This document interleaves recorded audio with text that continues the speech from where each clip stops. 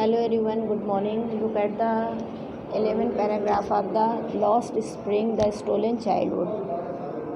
साहिब आलम और नरेटर के बीच की बात ऑलरेडी मैं पहले आपको बता चुकी हूँ. This morning sahib on his way to the milk booth. Narrator कहती है कि इस सुबह साहब जो है नरेटर को मिल्क बूथ जाते हुए मिला था. In his hand is a steel canister. उसके हाथ में एक स्टील का कैनिस्टर था. I now walk in a tea stall down the road. He says pointing in the distance. कुछ दूरी पर इशारा करते हुए उसने नरेटर को बताया कि वो एक टी स्टॉल पे काम कर रहा है. I am paid to 800 rupees and all my meals. Narrator को उसने ये भी इन्फॉर्म किया कि वो दुकानदार उसे 800 रुपीज़ देता है और मतलब जो है खाना देता है. Does he like the job? I asked. मैंने उससे पूछा कि क्या तुम्हें वो ये काम पसंद है. His face I see has lost the carefree look. मैंने बहुत गौर से देखा तो पाया कि उसके चेहरे का वो आज़ादी भरा लुक गायब हो गया था. The steel canister seems heavier than the plastic bags he would carry so lightly over his shoulder. मतलब जो प्लास्टिक का बैग रोज़ वो अपने कंधे पर ले जाता था वो स्टील का बैग वो प्लास्टिक का बैग उसे स्टील के बैग से ज़्यादा हैवी लग रहा था.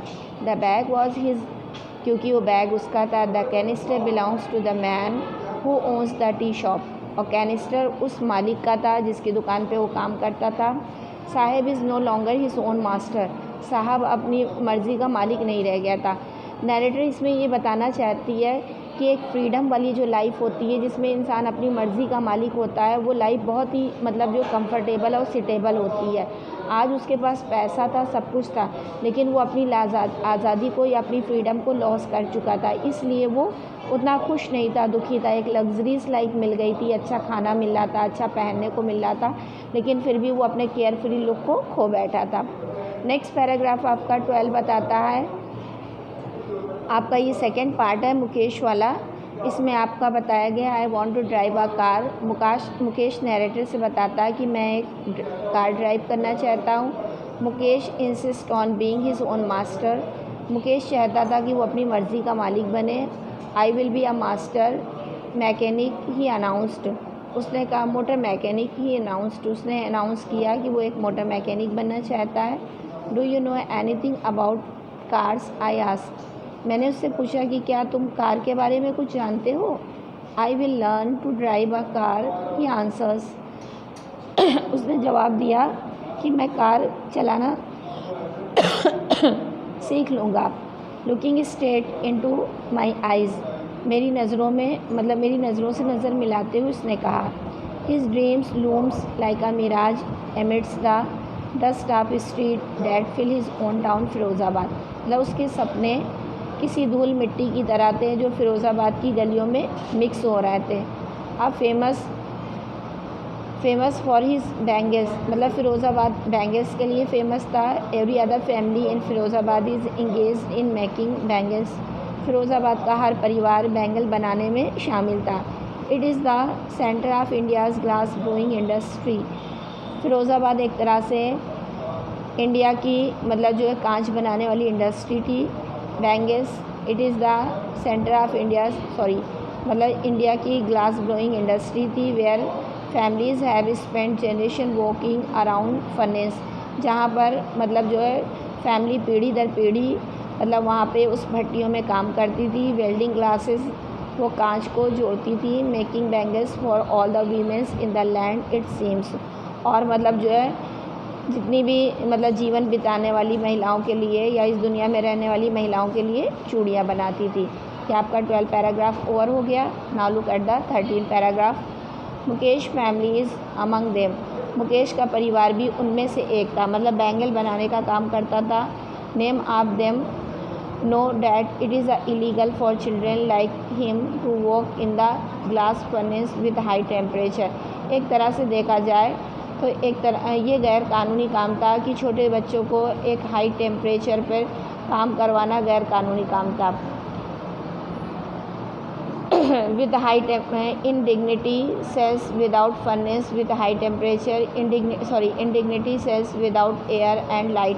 जहाँ पे ना तो हवा की निकासी थी ना तो रोशनी थी. That the law if in force could get him and all them 20 lakh children out of the hot furnace where they slog their daylight hours। मतलब उन बच्चों को वहाँ से अगर निकाला जाए तो इतनी तादाद में वो बच्चे वहाँ से निकलेंगे जो दिन की रोशनी में वहाँ पर काम करते थे। Often losing the brightness of their eyes, अक्सर करके वो अपनी आँखों की रोशनी खो बैठते थे। Which he profound says a being rebuilt, which he profound says it rebuilt। We walk down stinking lanes choked with garbage। Narrator कहता है कि नरेटर कहती है कि which he profoundly says is being rebuilt, मतलब जो है मुकेश उसे बताता है कि उसका मकान दोबारा बनाया गया है। We walk down stinking lanes, हम बदबूदार गलियों से गुजरते हुए चोक्ड विद गार्बेज, मतलब कूड़ा करकट वाले स्थान पे पहुँचे। Pass to home that remains house with crumbling walls, और जिन मकानों के पास से हम गुज़रे उन मकानों की जो है दीवारें बहुत ही चिटकी हुई थी। वुबली डोर्स, दरवाजे चिटके हुए थे। नो विंडोज़, खिड़कियां नहीं थी। Crowded with families of humans and animals coexisting in a pre mutual state, मतलब जहाँ पर इंसान और जानवर, मतलब जो है जैसे प्राचीन काल में या पुरातत्व काल में एक जगह पे एक ही स्थान पे रहते थे, कुछ उसी कंडीशन पे वहाँ पे इंसान और जानवर रहते थे।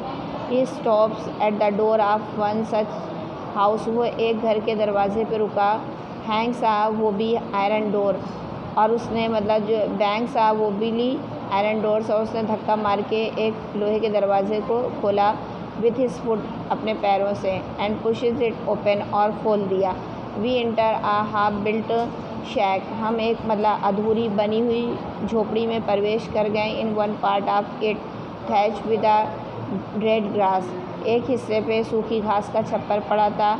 Is a firewood stove over which sits a large vessels of sizzling spinach leaves, मतलब एक अंगीठी थी जिस पर जो है एक बड़ा सा बर्तन चढ़ा हुआ था। सिजलिंग स्पिनिच लीव्स, जिस पर मतलब जो है स्पिनिच माने होता है ये पालक की पत्तियाँ उबाली जा रही थी। On the ground in large aluminium platters, और उस ज़मीन पे बड़ी बड़ी एल्युमिनियम की प्लेट रखी थी। आर मोर चॉप्ड वेजिटेबल्स, जिसमें कटी हुई सब्जियां रखी हुई थी। ये आपका 13 पैराग्राफ हो गया।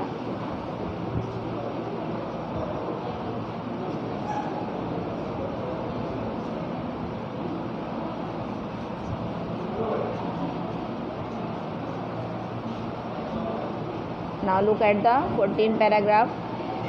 A frail young woman is cooking the evening meal for the whole family। एक फ्रेल माने होता दुबली पतली कमज़ोर महिला शाम का भोजन तैयार कर रही थी पूरे परिवार के लिए। Through eyes filled with smoke she smiles, उसकी आंखों में आंसू भरे हुए थे फिर भी वो मुस्कुरा रही थी, मतलब धुएं से उसकी आंखों में आंसू भरे थे फिर भी वो मुस्कुरा रही थी। She is the wife of Mukesh elder brother, वो मुकेश के बड़े भाई की बीवी थी। Not much older in years, वो उससे साल कुछ ज़्यादा बड़ी नहीं थी। She has begun to command respect as the bahu the daughter in law of the house, उसे काफ़ी मान सम्मान मिल रहा था क्योंकि उस परिवार की वो क्या थी, बहू थी। Already in charge of the 3 man, और उसके पास 3 व्यक्तियों का चार्ज था। Her husband Mukesh and their father, उसका पति मुकेश और उसके पिता। When the older man enters she gently withdraws behind the broken wall, जैसे ही बूढ़े व्यक्ति ने प्रवेश किया वो बहुत ही सज्जनतापूर्वक टूटी हुई दीवार के पीछे छुप गई। And brings her veils closer to her face, और अपना घूंघट उसने अपने चेहरे पर ला के रख दिया। एज कस्टम्स डिमांड्स, जैसे कि मतलब रीति रिवाज होता है। Daughters in law must veil their faces before male elders, क्योंकि जो बहुएँ होती हैं वो पुरुष मतलब प्रौढ़ पुरुषों के सामने अपना मुंह घूंघट में रखती हैं। In this case the elders is an impoverished bangle maker, और इस मामले में जो प्रौढ़ होते हैं वो बहुत अच्छी बैंगल्स बनाते हैं। Despite long years of hard labour first as a tailor, मतलब लंबी मेहनत मशक्क़त करने के बाद सबसे पहले वो टेलर का काम करता था। देन अ बैंगल मेकर, उसके बाद एक बैंगल मेकर का काम उसने शुरू किया। He has failed to renovate a house वो एक अच्छा मकान बनाने में असफल हो गया। Send his 2 sons to school, उसने अपने 2 बेटों को स्कूल भेजा। All he has managed to do is teach them what he knows, और जो कुछ भी उसे मालूम था वो उसने अपने बच्चों को सिखाने की कोशिश की। The art of making bangles, मतलब उसमें क्या उसने सिखाया, बैंगल्स मेकिंग की कला बताई उन्हें। Look at the 15 paragraph. In his karma his destiny says Mukesh grandmother, Mukesh की दादी ने कहा कि मतलब इंसान का कर्म ही उसकी किस्मत बदलता है। Who has watched her own husband go blind with the dust from polishing the glass of bangles, जिसने अपने पति को मतलब जो ग्लास बैंगल्स को पॉलिश करते हुए मतलब काम करते हुए अंधे होते हुए देखा था।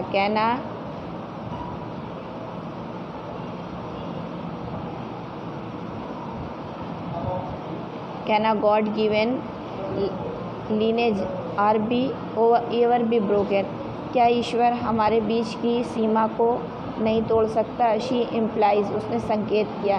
Born in the caste of bangle makers, उनका जन्म चूड़ी बनाने वाले के रूप में हुआ है। दे हैव सीन नथिंग, उन्होंने कुछ भी नहीं देखा। But bangles in the house, सिर्फ अपने घरों में चूड़ियाँ देखी। इन द यार्ड, आंगनों में चूड़ियाँ देखी। इन एवरी अदर हाउसेज, हर मकानों में चूड़ियाँ देखी। एवरी अदर यार्ड, हर आंगनों में देखी। Every street in Firozabad, Firozabad की हर गलियों में देखी। Spirals of bangles Sunny gold, मतलब चमचमाती हुई सोने की तरह चूड़ियाँ। पैडी ग्रीन, हरे रंग की। Royal blue, pink, purple. Every colour born out of the 7 colours of the rainbow, जिस तरह से रेनबो में 7 कलर्स होते हैं उसी तरह से इन चूड़ियों में 7 कलर्स होते हैं। Lie in mouse in unkempt yards are piled on 4 wheeled hand carts, जो कि पूरे मतलब जो आंगन में फैली होती हैं उनका ढेर फैला होता है, जिसे पहियों पे या 4 पहियों पे ले जाया जाता है। Pushed by young man along the narrow lens of the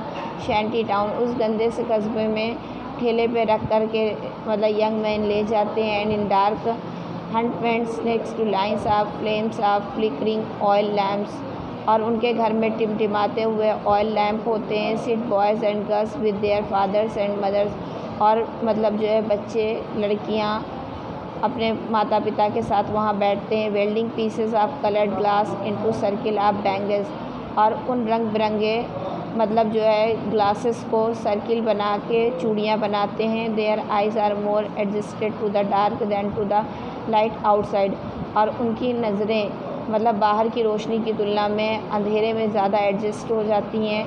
That is why they often end up losing their eyesight before they become adults, यही वजह है कि प्रौढ़ होते होते या बड़े होते होते मतलब वो अपनी आँखों की रोशनी खो देते हैं। तो इस तरह से हमने देखा कि किस तरह की माइजरेबल लाइफ को मतलब जो है एक बैंगल मेकर्स लीड करते हैं। उनकी लाइफ में किसी तरह का चार्म, किसी तरह का ग्लो नहीं होता है।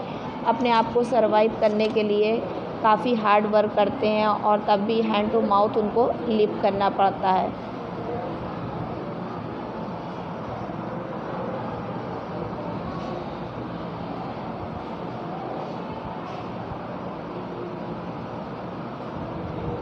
Now look at the 16th paragraph.